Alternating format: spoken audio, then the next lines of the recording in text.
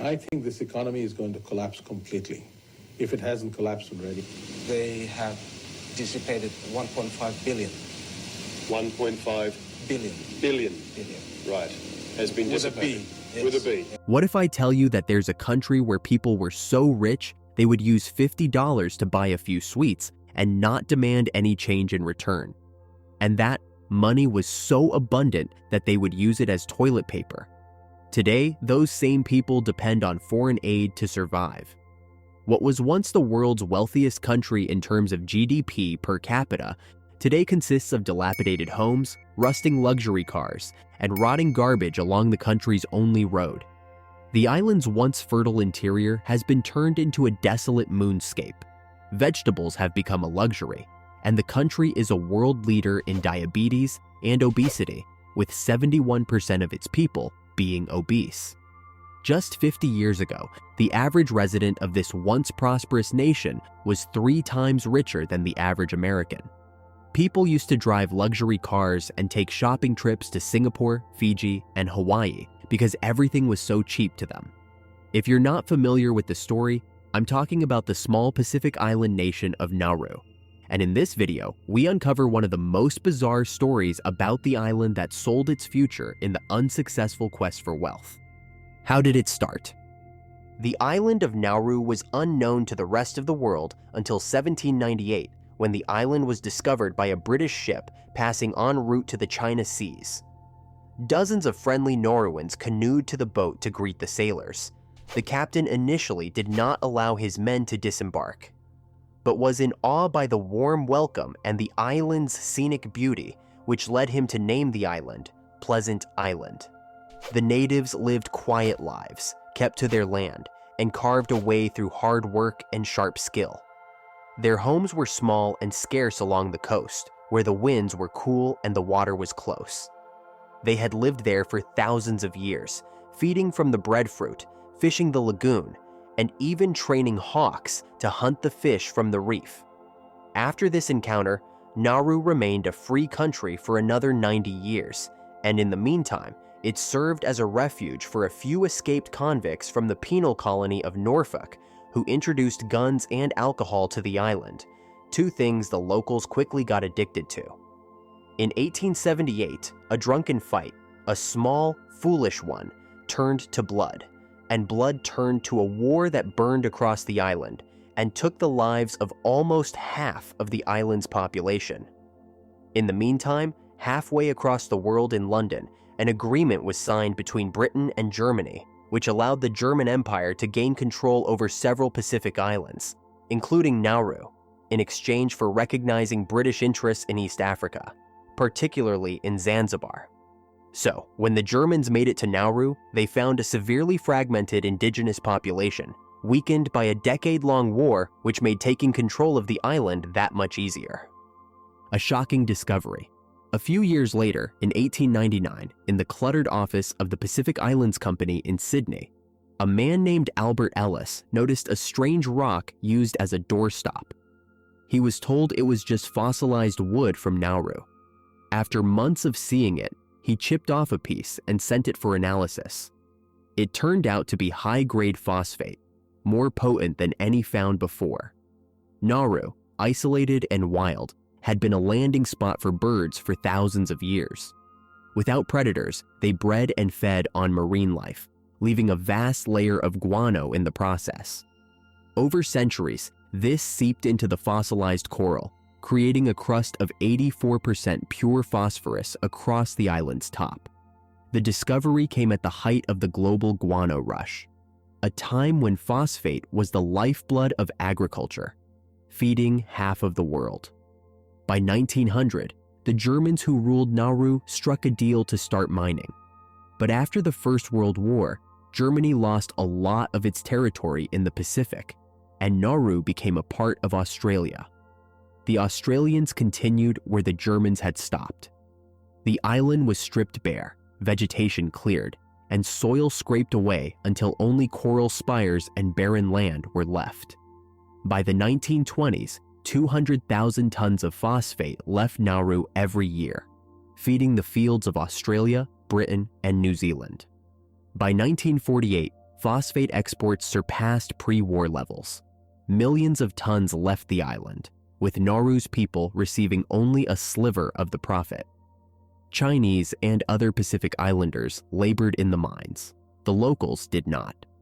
Schools and hospitals were built, but the land was scarred, a third of it barren by the 1960s. Australia proposed relocating the entire population to Queensland, but the Nauruans refused. They wanted control of their land and their resources.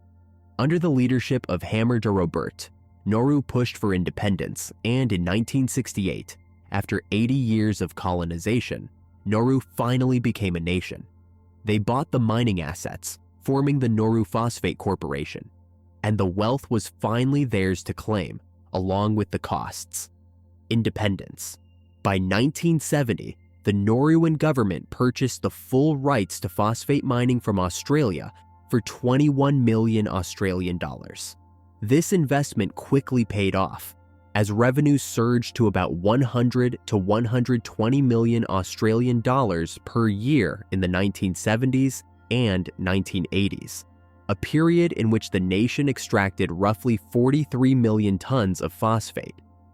The Germans and later Australians took 68 years, or 3 times more, to extract a similar quantity of phosphate. At its peak, Nauru was one of the richest countries per capita, establishing a trust fund for its citizens, which at one point reached $1 billion in assets under management. When Nauru's phosphate reserves were nearly depleted by the early 2000s, the island's fortunes turned dramatically. The country, once one of the world's richest, suddenly faced an economic collapse. Decades of phosphate extraction had left Nauru with an uninhabitable landscape. About 80% of its land was barren. With the reserves exhausted, there was no longer any revenue from mining, which had once funded an extravagant lifestyle for Nauruans. The estimated annual GDP per capita plummeted from around $20,000 to next to nothing as the phosphate dried up. But that was not all. Practically all of Nauru's fertile land was destroyed in the process, and people couldn't farm anymore. Nauru's remote location also made it very difficult to import fresh fruits and vegetables, at least at reasonable prices. So the diet of the average Nauruan started consisting of instant noodles, rice, canned food, and a lot of alcohol and cigarettes, resulting in Nauru becoming the country with most diabetics and obese people as a percentage of the total population. Bad investments. To make things worse, Nauru's sovereign wealth fund didn't do very well, and that's just putting it lightly. It actually made some of the world's worst investments of all time, including investing $7 million in a British musical named Leonardo, A Portrait of Love, which had one of the worst premieres of all time, with people leaving their seats long before the musical was over. Nauru also invested in a lot of properties in Australia, including buildings in Melbourne and Sydney. However, these investments were mismanaged, and many of the properties fell into disrepair, resulting in significant financial losses. At its peak, the fund reached a value of almost $1 billion US, or around $100,000 for every person on Nauru. The fund also employed an unnecessarily high number of people, employing 1,500 people, which at the time represented more than 25% of Nauru's total workforce. Nauru even received over $100 million from Australia after Nauru took Australia to the International Court of Justice for destroying the island's natural environment. However, all of the funds were severely mismanaged, and corruption quickly ate through the fund. At the same time, the government kept running large deficits, believing in the future performance of the sovereign wealth fund, and there was no plan B to diversify Nauru's economy away from its phosphate reserves. The virtual end of mining on Nauru, combined with the extended running of budget deficits, made it very difficult for Nauru to pay off its debts. And once payments slowed down, creditors started seizing rights to Nauru's entire real estate portfolio, and even seized the sole aircraft of Nauru's national airline. Too little too late. When Nauru's phosphate ran out, it wasn't just the land left barren. the country's fate was sealed. The phosphate riches had been squandered, and the government was scrambling to stay afloat. For a fee, Nauru sold citizenship, no questions asked. Passports went to anyone from Russian oligarchs to shady businessmen from China. The island had become a haven for dirty money, but it didn't last. The US caught on, seeing Nauru's passport business as a threat. Pressure mounted, sanctions followed. The tiny island, once flush with cash, was left cut off from the global banking system. And without a lifeline, the economy started to crack. Then came the final blow. In 2004, the central bank of Nauru collapsed. The island's savings vanished. With no phosphate left to dig up and no bank to prop them up, the government was left scrambling in the ruins of the former island utopia. Attempts to revive the phosphate industry with deeper mining came too late. There was no money left to fund it. The land was wrecked, stripped to rock. Farms were out of the question. Almost nothing would grow on the bare island, and the people paid the price. Imported food became the norm, mostly cheap, processed goods. Fresh vegetables were rare, and people's health crumbled. Obesity spiked. Diabetes took its toll. A once healthy island population was now ravaged by disease. What is Nauru like today? Today, Nauru clings to survival, propped up by a single, fragile industry, serving as Australia's detention center. Set up in 2001 as part of Australia's strict immigration policies, the center houses asylum seekers intercepted en route to Australia. For Nauru, this facility is a lifeline, bringing in around $29 million per year, making up roughly 51% of its GDP. Nearly 15% of Nauru's workforce is tied to this center, and without it, there's little else to sustain the economy. With limited resources and environmental degradation, Nauru faces an uphill struggle to diversify its economy. Education and job opportunities are scarce, and the island's infrastructure is fragile, relying on aid and imports for essentials. Nauru's story is a cautionary tale, a rise and fall, all in the span of a century.